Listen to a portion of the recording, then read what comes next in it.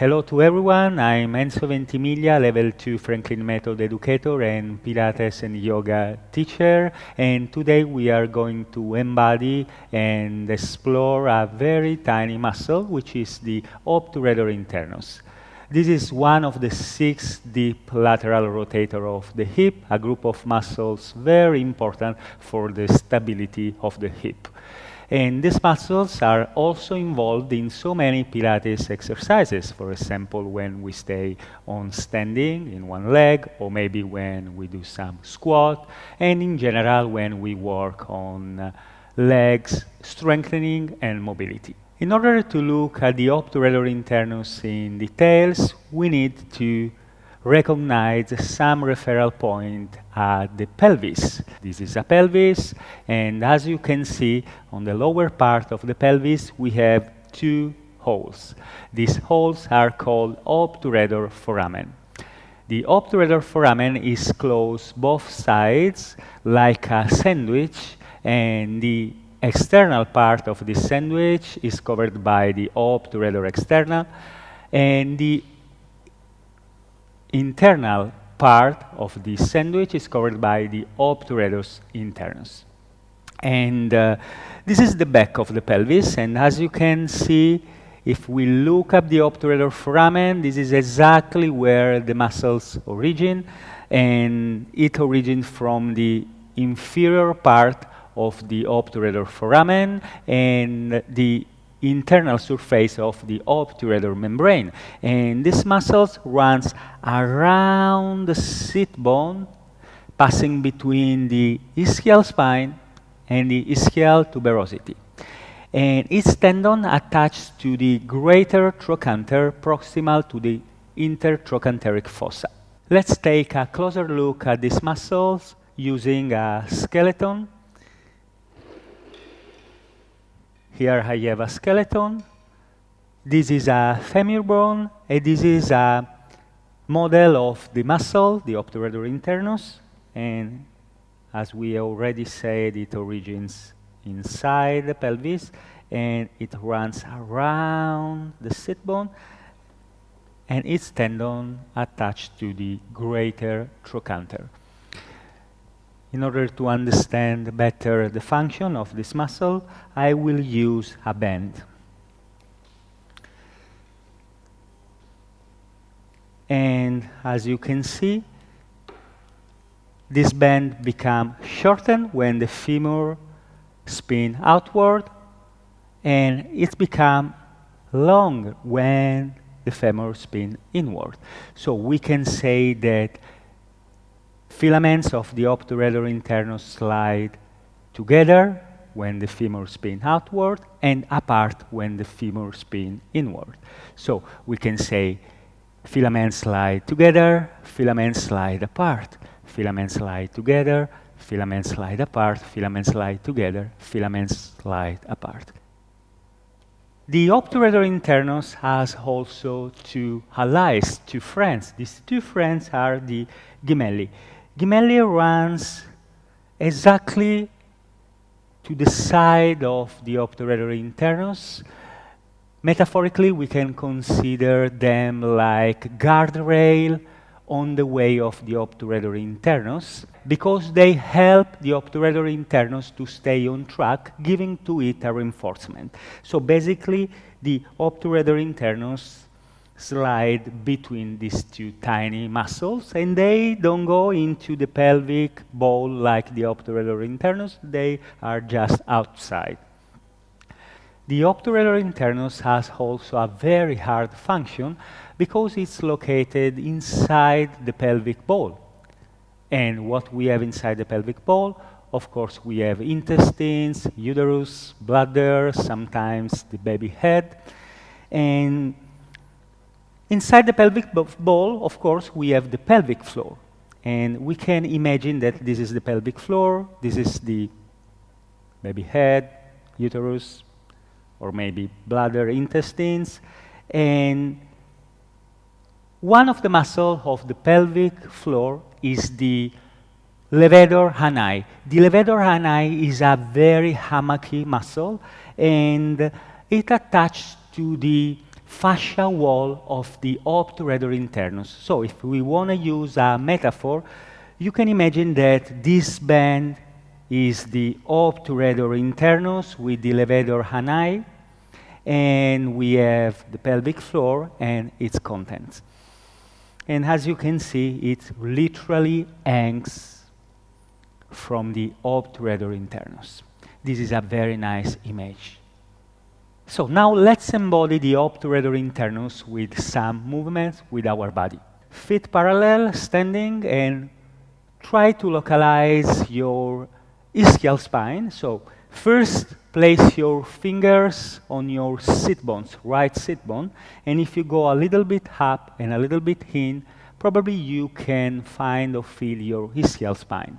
With the other hand, try to localize the greater trochanter. If you move your pelvis to the side, you can feel the bump of the greater trochanter.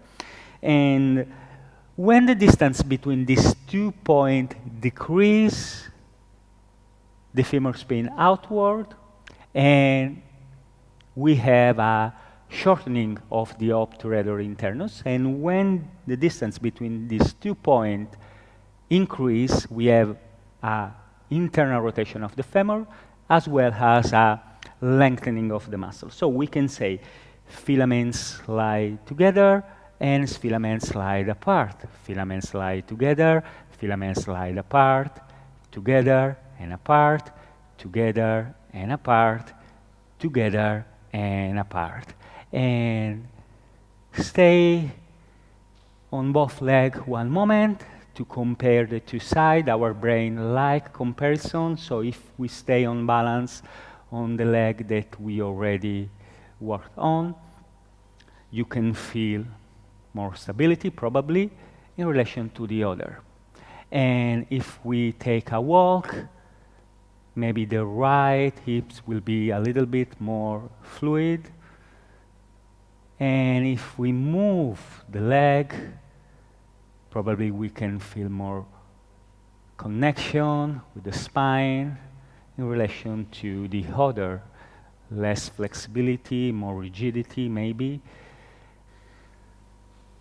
So let's do the other side. Left hand on the left sit bone, a little bit up and inside, and right hand on the greater trochanter. And one more time, we spin the femur inward and outward.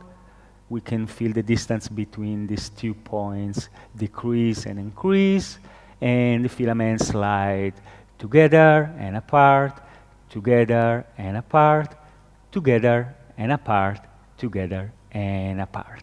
And now we can feel more balance if we squat on both legs, maybe in one standing, we can feel both sides balance. Now we are going to use a metaphor, an imaging, in order to improve our awareness of these muscles even more. If we look at the pelvis from below, and we look how the obturator internus runs around the sit bone, we can clearly see that it has a triangular shape, very similar to a boomerang shape.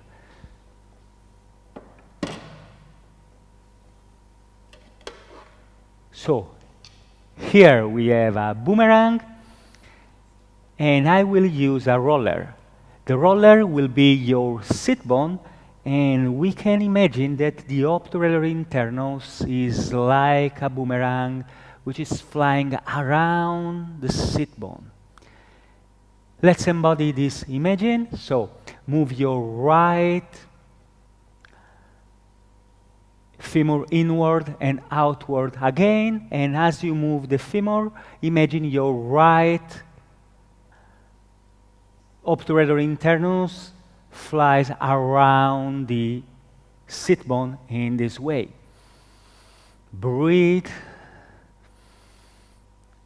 and stop. Let's compare the two sides again. This time I want you compare the two sides using this functional movement, which is the courtesy lunge.